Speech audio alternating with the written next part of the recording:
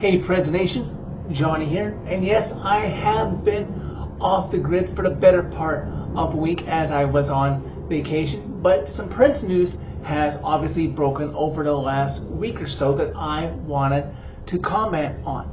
Leading up to the NHL Draft, the Preds traded for Nicholas Heg and a conditional third-round pick from the Vegas Golden Knights for Jeremy Lauzon and fan favorite, somebody I never in my wildest dreams, even though there was rumors about it, thought would be traded away from the Preds, Colton Sissons, who scored the hat trick that sent the Preds into the Stanley Cup final in 2017.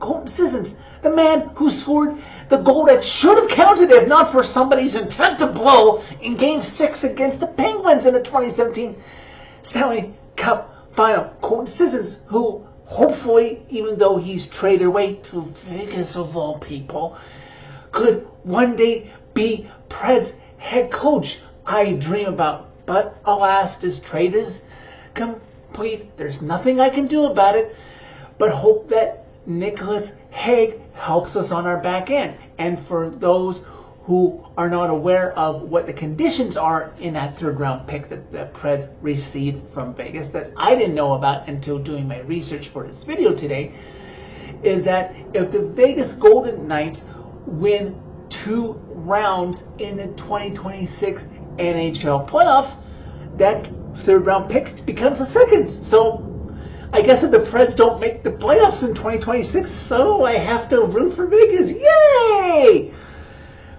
As for the draft that happened last week, I'm not going to delve too much into it because it deserves more of an evaluation later on, but I will just comment on the fact that, yes, like quite a few other Preds fans, I am disappointed that a certain Boston College player was not drafted by the Preds with the 5th overall pick, James Higgins, and that Preds reached slightly, taking Brady Martin, who just so happened to be working on his family farm when the Preds made that selection, and also decided not to take Porter Matrone.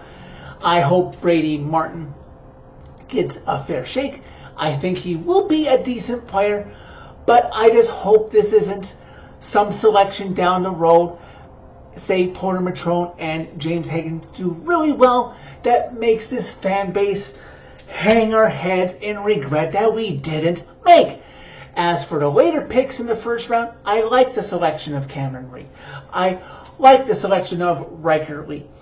I don't like that we didn't take a flyer on the son of an alumni.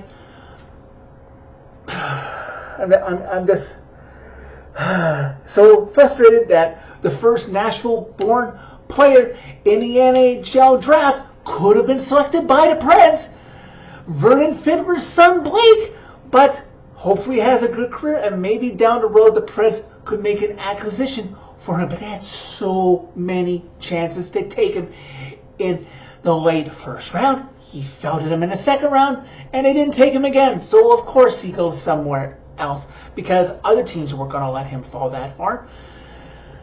But I digress. And with the Preds trading for Nicholas Heg, a left shot defenseman, and all the left shot defensemen that they took in the first round and subsequently, it's like, what are the Preds going to do with the right side of the decor? Well, come NHL Free Agency, the Preds don't make the spending mistakes that he did last year that didn't work himself out. No, they go and get Nick Perbix on a 2-year deal, originally drafted and developed by the Tampa Bay Lightning. He was originally drafted by the Lightning in the 2017 NHL Draft, 168th overall. Oh, look, the Preds finally have a right shot D to help on that side.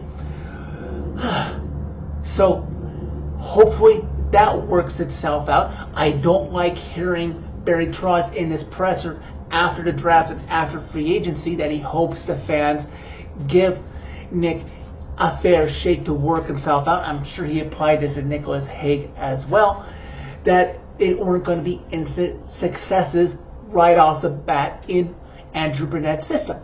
Well, you know what, Barry? I hope Brunette keeps that in mind every time we call up somebody from Milwaukee, because they deserve that much of a fair shake before being put in, not working after one game, being bumped down, or sent right back to Milwaukee. That's not going to work well for their confidence moving forward either.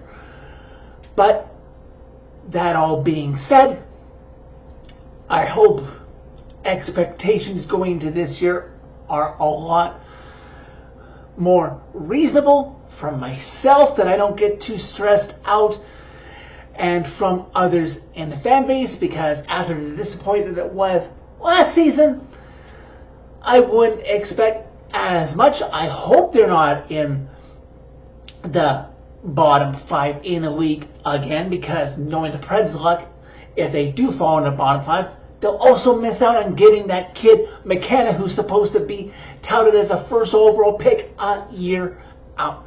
But that's all I wanted to say for now. Wanted to show you that yes, I'm still here, and if any Preds news shakes out during the summer months that is of note, I will give you my feedback on it, and I am ready to go when September finally gets here, training camp and the ensuing regular season finally starts up again. So that's it for this video. Thank you very much for watching. As always, click like if you like this video. Click subscribe if you really like it. You can find my social media and interact with me during any Preds going ons as soon as they happen by clicking on the channel name. Tell all your friends about Redemption, and yes, things didn't necessarily go the way we wanted to in the season or Preds Free Agency or the draft, but there's always tomorrow, another day for things to get better for this fan base.